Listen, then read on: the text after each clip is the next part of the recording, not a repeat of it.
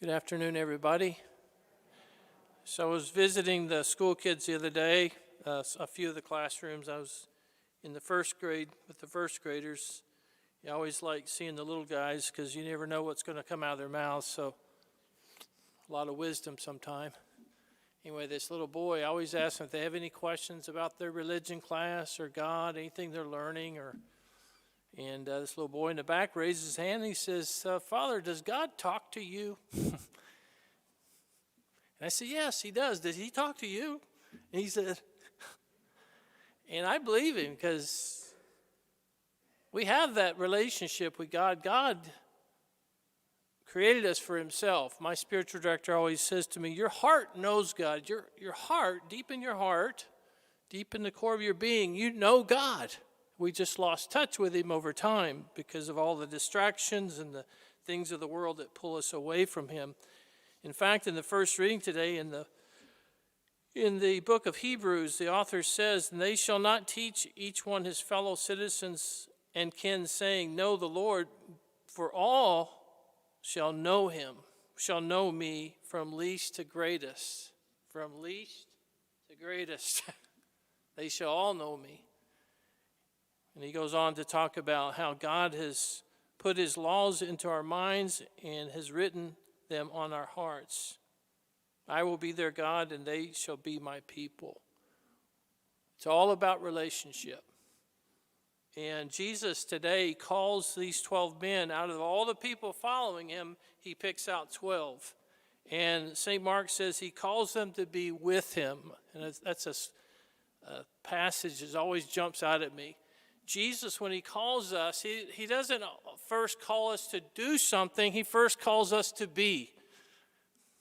We can't really do much. The power of God can't really be manifested in my life if I'm not spending time with him. So he calls the 12 to be with him on this 3.5-year camping trip.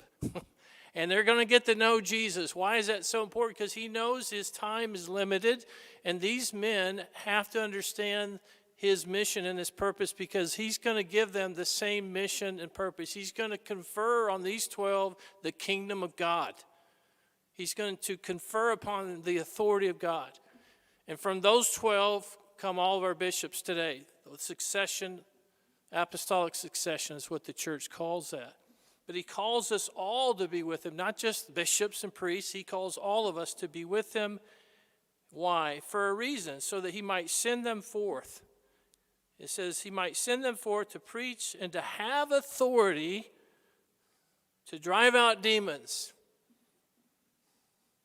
So God's given us the same, God the Father has given us, through baptism and confirmation, he's given us the same authority that he gave to his son Jesus. Jesus shared in that authority.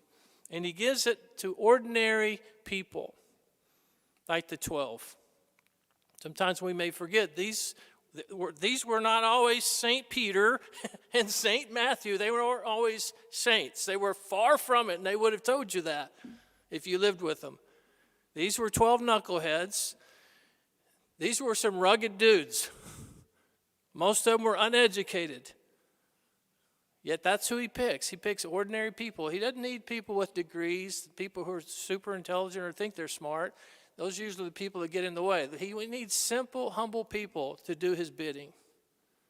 And it says today that he chooses 12. Why 12? Because it's symbolic. Jesus is restoring the kingdom of God. The 12 tribes of Israel, when Jesus came into this world, at that time there was only 2.5 tribes. It's known as the lost tribes of Israel. They just kind of faded away. And Jesus comes to restore Israel. And so he chooses 12 men to be the foundation stones. And we are that new Israel. And that's Jesus. Jesus' whole mission and purpose, the reason he calls us to be with him in prayer, to spend time with him, to get to know him, because he wants to restore all that's been lost. Jesus' mission is all about restoration. Jesus is a restorer. He's a restorer of the breach. He connects God with man.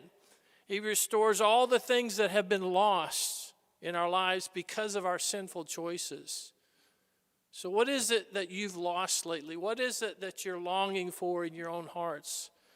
I know talking to people lately, some people have lost their joy. They've lost their peace. They've lost the sense of hope.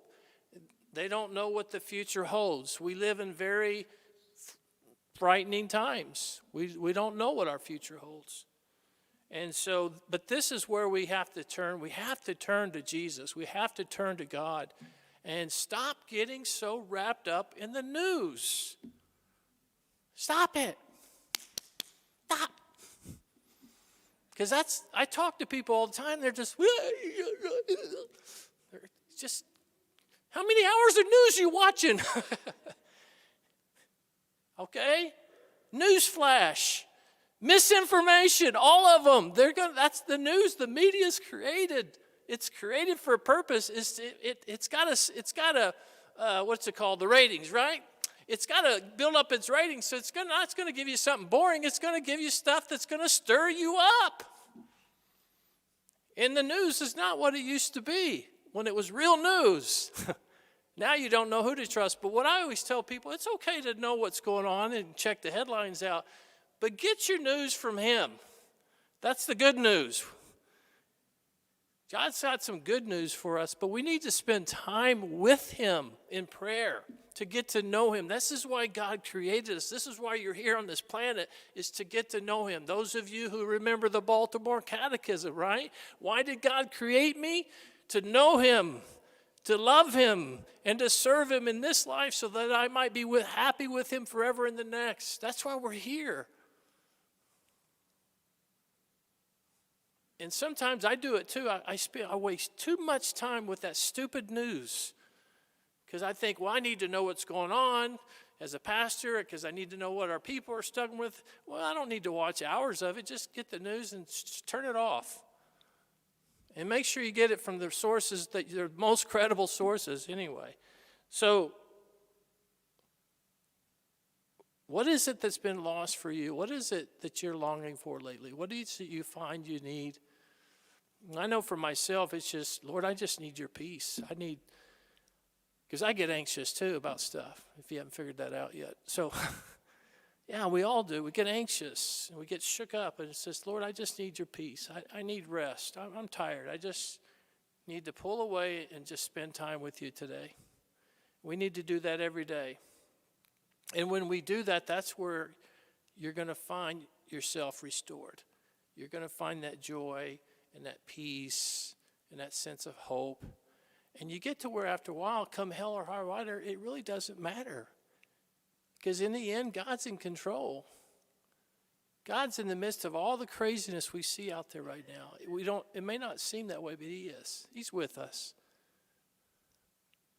And he's called us for a purpose. He's called us for a purpose, and that is to bring Jesus into this world. He calls us to be with him, and then he sends us out. Why? Because the world out there, there's a world out there looking for answers, and we got it. The Catholic Church has the answer, and his name is Jesus. And that's where you come into play. There's people out there, they're looking for hope, for joy, and that's where you and I come in. But you and I have to spend time with him every day and just get to know him and then share his love with others. Please stand.